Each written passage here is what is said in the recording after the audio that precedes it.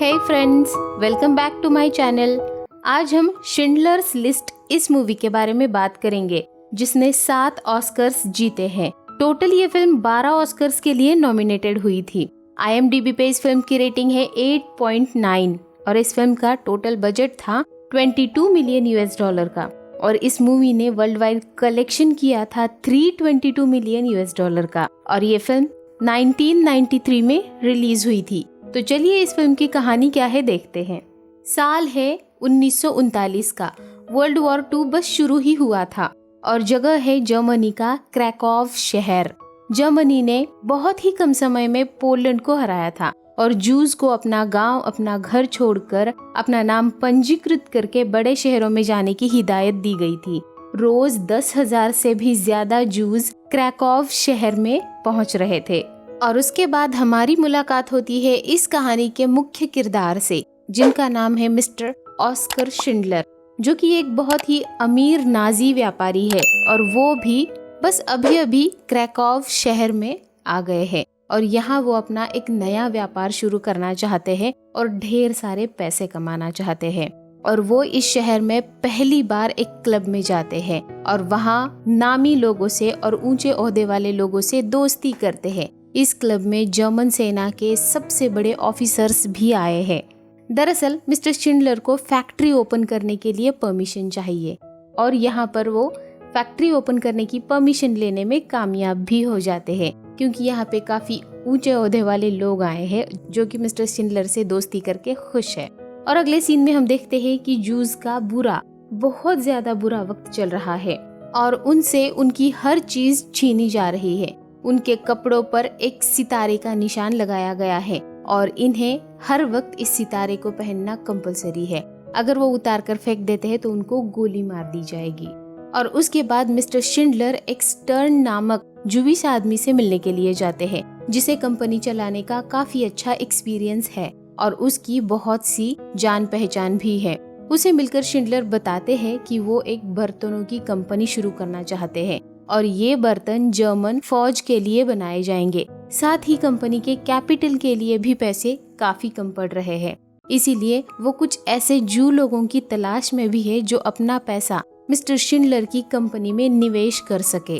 थोड़ी देर सोचने के बाद स्टर्न मान जाता है शिंडलर के साथ काम करने के लिए और उनकी कंपनी चलाने के लिए। और फिर आता है 20 मार्च 1941 का दिन। सारे जूस को उनका घर छोड़कर एक छोटी सी जगह में जाकर रहने के लिए मजबूर किया गया है। दरअसल सारे जूस को रहने के लिए एक शहर के बाहर घेराबंद बस्ती का इंतजाम किया गया है और इन्हें जबरन वहीं पे भेजा जा रहा है। फिर नेक्स्ट सीन में हम देखते हैं कि स्टर्न मिस्टर शिंडलर को कुछ जू व्यापारियों से मिलाता है जो मिस्टर शिंडलर की कंपनी में निवेश करते हैं। तो अब कंपनी के कैपिटल की समस्या दूर हो चुकी है और बर्तन बनाने की मशीन्स भी आ गई है। फैक्ट्री लगभग रेडी हो चुकी है और अब बस कंपनी में काम करने के लिए मजदूर चाहिए। तो स्टर्न बताता है कि जू मजदूर सबसे ज्यादा सस्ते हैं। तो मिस्टर शिंडलर स्टर्न को अब फैक्ट्री के लिए सबसे सस्ते मतलब जू मजदूर को ढूंढने का काम देते हैं और स्टर्न तुरंत काम पे लग जाता है। नेक्स्ट सीन में दिखाया जाता है कि जू लोगों की छटाई की जा रही है, मतलब उनमें से ऐसे लोगों को अलग किया जा रहा है जो लोग कुछ इम्पोर्टेंट काम कर सकते हैं। बाकियों को ट्रक में भरकर लेकर जा रहे हैं और उन्हें एक चेम्बर में डालकर एक साथ जलाकर खत्म कर दिया जाएगा। इम्पोर्टेंट काम मतलब फैक्ट्री वर्कर्स या इंजीनियर्स या इसी तरीके के कुछ इम्पोर्टेंट काम करने वाले लोगों को रखा जा रहा है और जो म्यूजिशियंस है या टीचर्स है, इनके जैसे या गैर जरूरी लोग उनको लगते हैं, ऐसे लोगों को खत्म कर दिया जाएगा। तो स्टर्न अपने पहचान वाले बहुत से जू लोगों का नकली सर्टिफिकेट बनवाता है और उन्हें मिस्टर शिंडलर की कंपनी में काम दिलाता है, जिससे कि उन लोगों की जान बच जाती है। और फिर आखिरकार मिस्टर शिंडलर की फौज के लिए बर्तन बनाने वाली कंपनी शुरू हो जाती है और अभी वक्त है इन बर्तनों को बेचने का। तो बहुत महंगी शराब, चॉकलेट्स, सिगरेट्स, फ्रूट्स और भी कई सारी लुभावनी चीजों से भरा हुआ एक बड़ा सा गिफ्ट हैम्पर मिस्टर शिंडलर बनवाते हैं और नाजी जर्मनी के फौज के उच्च अधिकारियों को भेजते हैं, जिनके साथ मिस्टर शिंडलर ने फिल्म के शुरुआत में पार्टी में या क्लब में दोस्ती की थी उन लोगों को। और इन गिफ्ट हैम्पर के साथ साथ सबको एक एक खत भी लिखते हैं जिसमें उनके बर्तन के फैक्ट्री के बारे में लिखा है और साथ ही साथ उनके कीमतों के बारे में भी लिखा है। तो बिना ज्यादा मशक्कत किए मिस्टर शिंडलर के कंपनी में बने सारे किस्म के बर्तन फौज के लिए खरीदने के लिए मंजूरी मिल जाती है और मिस्टर शिंडलर ढेर सारा पैसा बनाना शुरू करते हैं। फिर अगले सीन में हम शिंडलर की वाइफ को देखते हैं। वो मिस्टर शिंडलर से मिलने के लिए आई है उनके होम टाउन से और वो शिंडलर की कामयाबी से बहुत खुश है। शिंडलर बताते हैं कि जब उनके पिताजी फैक्ट्री चलाते थे तो उनके कंपनी में सिर्फ 50 मजदूर काम किया करते थे और आज शिंडलर के फैक्ट्री में 350 मजदूर दिन रात सिर्फ एक ही मकसद के लिए काम करते हैं और वो मकसद है पैसा बनाना, और वो भी मिस्टर शिंडलर के लिए पैसा बनाना। फिर थोड़ा वक्त शिंडलर के साथ उनकी बीवी रहती है और कुछ वक्त बिताने के बाद वापस अपने होम टाउन चली जाती है। फिर एक दिन मिस्टर शिंडलर से मिलने के लिए उनकी फैक्ट्री में काम करने वाला एक मजदूर आता है जिसका एक ही हाथ था। वो आदमी बूढ़ा था। वो बहुत ज्यादा एहसानमंद था मिस्टर शिंडलर का, क्योंकि अगर उसे मिस्टर शिंडलर की कंपनी में काम नहीं मिलता तो नाजी सैनिक उसे खत्म कर देते। इस इंसान को देखकर मिस्टर शिंडलर बेचैन हो जाते हैं। उनके मन में दो सवाल आते हैं। पहला ये कि ये सिर्फ एक हाथ से भला क्या काम करता होगा मेरी फैक्ट्री में, और दूसरा ये कि कंपनी की वजह से, कंपनी में काम मिलने की वजह से उसकी जान बच गई है, जो उनके लिए सुकून वाली बात थी। फिर अगले सीन में हम देखते हैं कि जू कामगार अपने ठिकाने से अपने काम की तरफ जा रहे थे। तभी वहां पर एसएस नाजी सैनिक आ जाते हैं और उन्हें रास्ते पे पड़ी बर्फ हटाने को कहते हैं। और इन कामगारों के बीच में वो एक आदमी भी था जो बूढ़ा था और जिसका सिर्फ एक ही हाथ था। एसएस नाजी सैनिक उसे पकड़ लेते हैं। वो आदमी उन्हें समझाने की कोशिश करता है कि वो मिस्टर शिंडलर की कंपनी में बहुत इम्पोर्टेंट काम करता है, वो एक जरूरी कामगार है, लेकिन एसएस नाजी सैनिक उसकी एक नहीं सुनते और वहीं पर उसके सर में गोली मारकर उसे खत्म कर दिया जाता है। इस घटना का पता जब शिंडलर को चलता है तो मिस्टर शिंडलर बहुत बुरा और बेबस महसूस करते हैं अपने आप को। फिर अगले सीन में हम देखते हैं कि कुछ जू लोगों को ट्रेन में कहीं लेकर जा रहे हैं और उन्हें एक चैम्बर में लेकर जाकर एक साथ सभी को जलाकर खत्म कर दिया जाएगा। और उस ट्रेन में गलती से स्टर्न भी चढ़ गया था। दरअसल वो अपना वर्क कार्ड घर से लाना भूल गया था और इस कारण से उसे एक गैर जरूरी इंसान समझकर बाकी जूस के साथ मारने के लिए लेकर जा रहे थे। पर सही समय पर वहां पर मिस्टर शिंडलर पहुंच जाते हैं और स्टर्न को बचा लेते हैं। फिर एक दिन जूस की बस्ती में एक नया नाजी ऑफिसर आता है जिसका नाम है एमेन, और वो एक नया कंसंट्रेशन कैंप बना रहा है प्लाशो नाम की जगह पर, जहां लगभग 25 से 30 हजार मजदूर मतलब जूस रहेंगे। और वहीं पे पास में ही ऑफिसर एमेन के रहने के लिए एक बड़ा सा बंगलो भी बनाया जा रहा है। उस बंगलो में काम करने के लिए इसी कंसंट्रेशन कैंप की एक हेलन नाम की औरत को काम पर रखा जाता है। तभी वहाँ जो कंस्ट्रक्शन का काम चल रहा था, वहाँ काम करने वाली एक इंजीनियर लड़की उस फाउंडेशन में गड़बड़ी होने की बात बताती है और कहती है कि इसे तोड़कर फिर से बनाना पड़ेगा। लेकिन ऑफिसर एमेन उसे गोली मारने के ऑर्डर्स देते हैं क्योंकि वो उससे बहस नहीं करना चाहते थे, और वैसे भी जूस को अपनी बात रखने का भी कोई हक नहीं था उस समय पे। और उस लड़की को गोली मारने के बाद वो फाउंडेशन को तोड़कर फिर से बनाने का ऑर्डर देते हैं जैसा कि उस लड़की ने कहा था उनको। फिर आता है मार्च 13, 1943 का एक काला दिन, जिस दिन फिर से एक बार खून का खेल खेला जाता है और जूस की बस्तियों में जाकर उन सभी लोगों को मार दिया जाता है जो जरूरी कारागिर नहीं है, जिनके पास अपना जरूरी कारागिर होने का कार्ड नहीं है, और जिनके पास कार्ड है उनको बाजू में खड़ा करके बाकी सभी औरत, बच्चे, बूढ़े जू लोगों को गोली से एसएस के जवान खत्म कर देते हैं। बहुत सारे लोग छुपकर बचने की कोशिश करते हैं पर ज्यादातर मारे जाते हैं। बहुत कम ही खुशकिस्मत लोग होंगे जो उस दिन बच गए होंगे। और ये सारा मौत का मंजर मिस्टर शिंडलर ऊपर दूर पहाड़ी पर खड़े होकर देख रहे थे, पर वो कुछ भी नहीं कर सकते थे सिवाय तरस खाने के इन लोगों पे। ये तांडव देर रात होने तक चलता ही रहा और जो भी लोगों के पास जरूरी कारागिर होने का कार्ड था उन सभी को ट्रक्स में भरकर प्लाशो के कंसंट्रेशन कैंप में लेकर जाते हैं, जहां इनसे गुलामी करवाई जाएगी।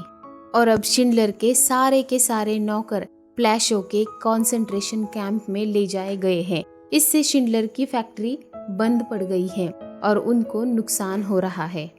इस कैंप में काम करने वाले सारे जूस को ऑफिसर एमेन अपनी बेडरूम के बालकनी से ही देख सकता है और वो इतना बेरहम था कि वहीं से वो गोली चलाकर मासूम जूस को खत्म करता है, जैसे वो लोग नहीं बल्कि उसका शिकार जानवर हो। फिर शिंडलर ऑफिसर एमेन से मिलने के लिए आता है और उससे डील करके अपने नौकरों को वापस ले जाने में कामयाब होता है, लेकिन ऑफिसर एमेन स्टर्न को लौटाने से मना करता है और स्टर्न को अपना पर्सनल अकाउंटेंट बनाकर रखता है। फिर प्लाशो की एक मेटल फैक्ट्री में, जो कि ऑफिसर एमेन के अंडर चलाई जाती है, वहाँ एक मजदूर को ऑफिसर एमेन मारने के लिए आता है, क्योंकि उस वर्कर ने मॉर्निंग से बहुत कम काम कर पाया था। उससे एक बार भी नहीं पूछा गया कि आखिर ऐसा क्यों हुआ। दरअसल उस वर्कर को दूसरे किसी काम में बिजी कर दिया गया था, इसीलिए वो अपना काम नहीं कर पाया था, तो उसे सजा के तौर पर सीधे मौत मिलने वाली थी। लेकिन ऐन वक्त पर ऑफिसर एमेन की गन खराब हो जाती है और उससे गोली ही नहीं चल पाती, इसीलिए उस वर्कर की जान बच जाती है। फिर अगले सीन में हम देखते हैं कि शिंडलर ऑफिसर एमेन से मिलने आता है कुछ तोहफे लेकर। तब वो स्टर्न से भी मिलता है वहाँ पर और स्टर्न शिंडलर से उस वर्कर के बारे में बात करता है जिसको एमेन मारने ही वाला था। और स्टर्न विनती करता है मिस्टर शिंडलर से कि उस वर्कर को अपनी फैक्ट्री में लेकर जाए और अगले सीन में वो वर्कर शिंडलर की फैक्ट्री में होता है। फिर अगले सीन में हम देखते हैं कि ऑफिसर एमेन जूस को एक मुर्गी चुराने के आरोप में मौत के घाट उतार रहा था। उस समय पर किसी की भी कुछ भी कहने की हिम्मत नहीं हो रही थी, लेकिन एक छोटा सा लड़का बताता है कि उस मरे हुए आदमी ने ही मुर्गी चुराई थी और स्टर्न शिंडलर से इस लड़के को भी अपनी फैक्ट्री में लेकर जाने की विनती करता है और शिंडलर उस लड़के को तुरंत अपनी फैक्ट्री में लेकर जाता है। उसके बाद एल्सा क्राउस नाम की एक लड़की शिंडलर से मिलने के लिए आती है और वो एक जू है और उसके माँ बाप प्लाशो के कंसंट्रेशन कैंप में हैं, मतलब ऑफिसर एमेन के कैंप में हैं। वहाँ बूढ़े लोगों को मार दिया जा रहा है, उन्हें जंगलों में ले जाकर दफनाया जा रहा है। तो वो लड़की विनती करती है कि मिस्टर शिंडलर उन्हें उनकी फैक्ट्री में काम दिलाए। ये बात सुनकर मिस्टर शिंडलर उसे गुस्से से वहाँ से भगा देते हैं और जाकर स्टर्न को भी मिलते हैं और उसे भी बहुत डांटते हैं कि अगर बाहर लोगों के बीच में उनके और उनके कंपनी के बारे में ऐसी ही अफवाहें फैलती रही कि उनकी कंपनी एक आश्रय है, वहाँ पे जूस को जीवनदान मिलता है, तो जल्दी ही उनको ये सब कुछ छोड़ छाड़ के यहाँ से जाना पड़ेगा, उनकी कंपनी बंद पड़ जाएगी।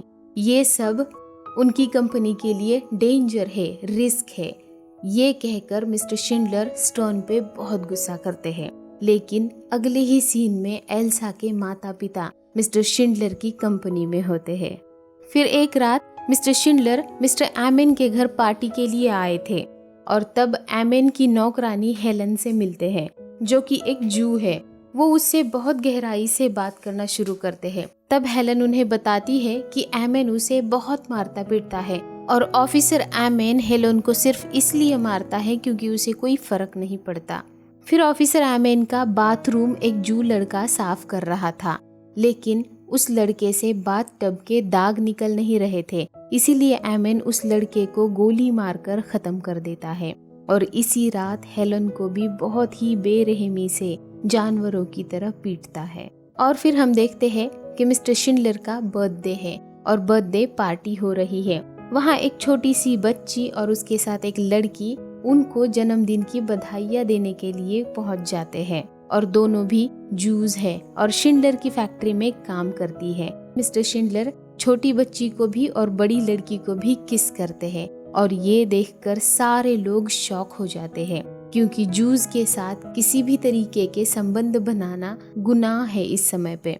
फिर नेक्स्ट सीन में हम देखते हैं कि कंसंट्रेशन कैंप में सारे बच्चों को उनकी माँ से अलग कर दिया गया है, लेकिन कुछ बच्चे छुप गए हैं, जहाँ जगह मिली वहाँ छुप गए हैं। यहाँ तक कि टॉयलेट के गंदे टैंक में भी बच्चे छुपे हुए हैं। और फिर बहुत से बूढ़ों को और बहुत से ऐसे लोगों को जो ठीक से काम नहीं कर पा रहे थे, उनको एक ट्रेन में भरकर लेकर जा रहे हैं। इन सब को चेम्बर में डालकर खत्म कर दिया जाएगा। ट्रेन निकलने से पहले वहाँ मिस्टर शिंडलर आ पहुँचते हैं। मौसम गर्मी का है और उनसे ये गर्मी बर्दाश्त नहीं हो रही थी और ट्रेन में भी लोगों का बहुत बुरा हाल हो रहा था प्यास और गर्मी से।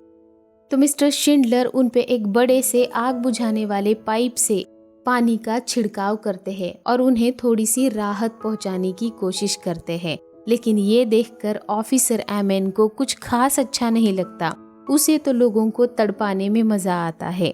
फिर अगले सीन में हम देखते हैं कि मिस्टर शिंडलर को गिरफ्तार कर दिया गया है, क्योंकि उन्होंने अपने जन्मदिन के मौके पर एक जू लड़की को किस किया था। और वहां से मिस्टर शिंडलर को बहुत जल्दी छोड़ भी दिया जाता है और उनको छुड़ाने वाला कोई और नहीं बल्कि ऑफिसर एमेन है। फिर एक दिन शिंडलर देखते हैं कि पूरे शहर का आसमान राख और काले धुएं से ढका हुआ है। वो समझ नहीं पा रहे हैं कि क्या हो रहा है, इसीलिए वो पता लगाने के लिए जाते हैं। तो उन्हें पता चलता है कि ऑफिसर एमेन को ऑर्डर्स मिले हैं कि अभी तक शहर में जितने भी जूस के हत्याकांड हुए हैं और उसमें मरे हुए लोगों की जितनी भी लाशें हैं, उन सभी लाशों को खोद कर निकाल कर जलाना है। तकरीबन 10,000 से भी ज्यादा जूस की लाशों को इस दिन जलाया जाता है। और साथ ही एमेन को ये भी ऑर्डर्स मिले हैं कि सारे जूस को लेकर या खत्म करके क्रैकाउ शहर छोड़कर दूसरी जगह पर जाना है। एमेन के साथ ज्यादातर जूस भी जाएंगे और उनमें स्टर्न भी होगा। और आखिरकार शिंडलर स्टर्न से मिलने आता है। दोनों बातें करते हुए बहुत भावुक हो जाते हैं और एक आखिरी ड्रिंक साथ में ले लेते हैं। मिस्टर शिंडलर का लगाव स्टर्न के साथ साथ बाकी जू लोगों से भी है, जो उनकी फैक्ट्री में काम करते हैं या नहीं करते उनसे भी। वो पूरी रात सो नहीं पाते उस दिन। फिर वो भी डिसाइड करते हैं कि वो भी अब क्रैकोव शहर में नहीं रहेंगे, वो अपने होम टाउन मतलब चेकोस्लोवाकिया जाएंगे। लेकिन वो अकेले नहीं बल्कि बहुत से जूस को अपनी जिम्मेदारी बनाकर ले जाएंगे। और अगले दिन मिस्टर शिंडलर पहुंच जाते हैं ऑफिसर एमेन के पास जूस को खरीदने के लिए। थोड़ी सी डिस्कशन के बाद एमेन जूस को शिंडलर को बेचने के लिए मान जाते हैं और अब शिंडलर लिस्ट बनवाना शुरू करते हैं कि ज्यादा से ज्यादा जूस को वो अपने साथ ले जाएंगे। फिर मिस्टर शिंडलर 450 जूस को खरीद लेते हैं, लेकिन उसके पास और भी बहुत सारा पैसा बचा हुआ है, इसीलिए वो और 150 लोगों को खरीद लेते हैं। फिर भी उनके पास काफी सारा पैसा है, तो वो दूसरे कंसंट्रेशन कैंप्स में जाकर वहां से और 200 लोगों को खरीद लेते हैं। और इस तरीके से अपने ज्यादातर पैसे खत्म होने तक शिंडलर 1199 लोगों को खरीद लेते हैं और लिस्ट में एक नाम की जगह खाली रखते हैं। वहाँ शिंडलर हेलेन मतलब एमेन की नौकरानी का नाम लिखवाना चाहते थे। लिस्ट पूरी होने के बाद स्टर्न कहता है कि ये लिस्ट जीवन है और इसके चारों तरफ सिर्फ अंधेरा है। ये लिस्ट अच्छाई का प्रतीक है और इस लिस्ट में शिंडलर के प्यारे स्टर्न का भी नाम शामिल है। फिर शिंडलर एमेन के पास पहुंचता है उसकी नौकरानी मतलब हेलन को खरीदने के लिए, लेकिन एमेन इसके लिए मना करता है। बहुत मनाने के बाद और बहुत ज्यादा कीमत देने के बाद वो हेलन के लिए मान जाता है। शिंडलर ने सबसे ज्यादा कीमत हेलन के लिए चुकाई थी और आखिरकार उसका भी नाम इस लिस्ट में जोड़ दिया जाता है। फाइनली लोगों से खचाखच भरी हुई 2 ट्रेन्स चेकोस्लोवाकिया मतलब शिंडलर के होम टाउन के लिए निकल पड़ती है। उनमें से एक ट्रेन में आदमी है और दूसरी ट्रेन में औरतें हैं। कुछ घंटों के सफर के बाद आदमियों की ट्रेन चेकोस्लोवाकिया पहुंच जाती है, लेकिन औरतों वाली ट्रेन कहीं और पहुंच जाती है, जहां जूस को चैम्बर में डालकर खत्म कर दिया जाता है। ऐसी जगह पर वो ट्रेन पहुंच जाती है। जैसे ही शिंडलर को पता चलता है कि ट्रेन कहीं और चली गई है और उनके मजदूर किसी और क्रूर नाजी जानवर के हाथ लग गए हैं और उनको मौत के घाट उतार दिया जाने वाला है, वो तुरंत वहाँ के मुख्य अधिकारी के पास पहुँचता है। पहले तो वो अधिकारी शिंडलर से मजदूर देने से मना करता है, पर हीरे देखने के बाद मान जाता है और कहता है कि आपको ये मजदूर तो नहीं, लेकिन दूसरे मजदूर जो हट्टे खट्टे हैं वो मैं आपको दे दूंगा। शिंडलर उसी के मजदूर की मांग करता है और फिर भारी कीमत चुकाने के बाद उसे उसी के मजदूर मिल जाते हैं और फाइनली सारी औरतें और बच्चे भी पहुंच जाते हैं शिंडलर के होम टाउन में, जहां शिंडलर ने नया व्यापार शुरू किया है तोफ के गोले बनाने का। और यहाँ हम फिर से शिंडलर की वाइफ से भी मिलते हैं, जो अपने पति को अपने साथ हमेशा के लिए पाकर बहुत खुश है। पर युद्ध सामग्री परिषद से शिंडलर को लेटर मिलता है कि उनका सारा सामान क्वालिटी कंट्रोल में फेल हो चुका है और उन्होंने इनका पेमेंट भी रोक दिया है। शिंडलर की ये तोफ के गोले बनाने की फैक्ट्री 7 महीनों तक चली, लेकिन बिल्कुल उत्पादन रहित। और इस दौरान शिंडलर ने कई मिलियन रुपए खर्च कर दिए इन कामगारों के संरक्षण और अधिकारियों को रिश्वत देने में। और अब फाइनली मिस्टर शिंडलर कंगाल दिवालिया हो चुके हैं, इन मजदूरों को संभालते संभालते और इनको बचाते बचाते। फिर अचानक एक दिन रेडियो पर मैसेज आता है कि जर्मनी ने सोवियत संघ के आगे हार मान ली है और आज रात से जंग खत्म हो जाएगी। लेकिन उससे पहले सारे जूस को खत्म करने के भी ऑर्डर्स दिए गए थे। मिस्टर शिंडलर अपने सभी कामगारों को इकट्ठा करते हैं और तभी वहां नाजी सैनिक भी आ जाते हैं, जिनको इन जूस को खत्म करने के ऑर्डर्स मिले थे। और उनसे शिंडलर कहते हैं कि आज रात 12 बजे के बाद सभी लोग आजाद होंगे। आप अपने घर पर एक खूनी हत्यारे कातिल बनकर जाना चाहते हैं या फिर एक इंसान बनकर अपने परिवार के पास जाना चाहते हैं। इस तरह से काफी भावुक संदेश देने के बाद सारे नाजी सैनिक वहां से बिना किसी को मारे चले जाते हैं और बाद में शिंडलर और सभी वर्कर्स उन बेशुमार शहीदों और अपने मृत साथियों की याद में 3 मिनट का मौन रखते हैं। और आखिरी वक्त में उनकी फैक्ट्री का एक वर्कर ने, जिसने अपने दांतों में सोना छुपा कर रखा था, उसे पिघलाकर वो सब लोग शिंडलर का शुक्रिया अदा करने के लिए उनके लिए एक अंगूठी बनाते हैं। जब ये अंगूठी सभी की ओर से शिंडलर को दे रहे थे, तब स्टर्न कहता है, जिसने एक जान बचाई उसने सारी दुनिया को बचा लिया। और सभी वर्कर्स मिलकर उनके लिए एक खत भी लिखते हैं। अब शिंडलर का जाने का समय हो चुका था। तब शिंडलर बहुत भावुक हो जाता है और अपने आप को कोसने लगता है कि काश मैंने थोड़े और पैसे कमा लिए होते तो मैं कुछ और जाने बचा सकता था, पर मैं ऐसा नहीं कर पाया। तब स्टर्न कहता है कि अगली कई पीढ़ियां सिर्फ आप ही की देन होंगी। और फाइनली बहुत से जूस की मौत का गम लेकर मिस्टर शिंडलर उनसे अलविदा लेते हैं। और फिर अगली सुबह की किरण निकलती है और अपने साथ संदेशा ले आती है कि आप सभी लोगों को सोवियत फौज ने आजाद कर दिया है, जहाँ चाहो आप जा सकते हो। तब स्टर्न पूछता है कि क्या कोई जू जिंदा बचा है, तो वो आदमी कहता है कि शायद ही कोई जू जिंदा बचा होगा। और इस तरीके से मिस्टर शिंडलर ने 1200 जूस को मौत के मुंह से बचाया था। और आज भी उन जूस को शिंडलर के जूस कहा जाता है। आज 6000 से भी ज्यादा शिंडलर जूस के वंशज है। इस फिल्म की कहानी आपको कैसी लगी मुझे कमेंट करके जरूर बताइए। ऐसी ही अच्छी फिल्मों की स्टोरीज के लिए चैनल को लाइक करिए, सब्सक्राइब करिए और अपने फ्रेंड्स के साथ शेयर करिए। And finally thanks for watching. Bye bye.